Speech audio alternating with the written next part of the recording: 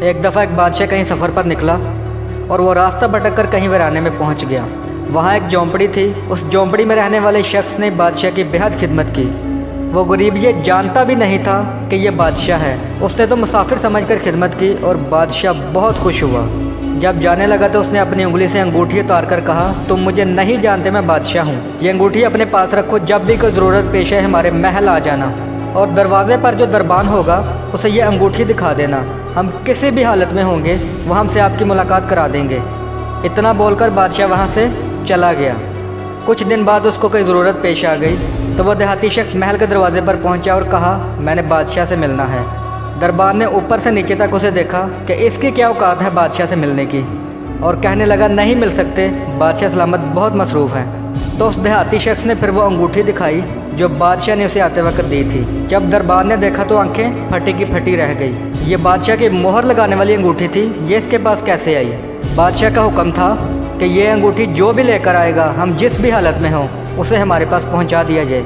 चुनांचे दरबान उसे साथ लेकर बादशाह के ख़ास कमरे तक पहुंच गया और दरवाज़ा खुला देखकर अंदर दाखिल हो गए। और उस देहाती शख्स ने देखा कि बादशाह नमाज में मशगूल है। उसके बाद बादशाह ने दुआ के लिए अपने हाथ उठाए। बादशाह की नज़र पड़ी तो क्या देखा कि वह शख्स वहाँ से वापस चला गया और महल से बाहर जाने लगा। तो दरबार ने पूछा, अब बादशाह से मिल के क्यों नहीं आए? तो उस शख्स ने कहा, अब नहीं मिलना, मैं जिस काम के लिए आया था वो काम हो गया है, अब वापस जाना है। बादशाह दुआ से फारिग हो गया तो दरबार ने कहा कि ऐसे ऐसे एक आदमी आया था, यहाँ तक आया बट फिर वापस हो गया। बादशाह ने कहा, फ़ौरन उसे लेकर आया जाए, वो हमारा मोहसिन है। दरबार उस शख्स को वापस ले आए और बादशाह के सामने पेश कर दिया गया। बादशाह ने उसे कहा कि आप हमारे महल आए हो तो ऐसे मिले बगैर आप कैसे चले गए? तो शख्स ने कहा, असल बात तो ये है, आपने कहा था जब भी ज़रूरत पेश आए आप आ जाना, मैं आपकी ज़रूरत पूरी कर दूंगा। मुझे ज़रूरत पेश आई इसलिए मैं आपके पास आया था और आकर देखा कि आप भी किसी और से मांग रहे हैं, तो मेरे दिल में ख्याल आया कि बादशाह जिससे मांग रहा है क्यों ना मैं भी उससे मांगूं।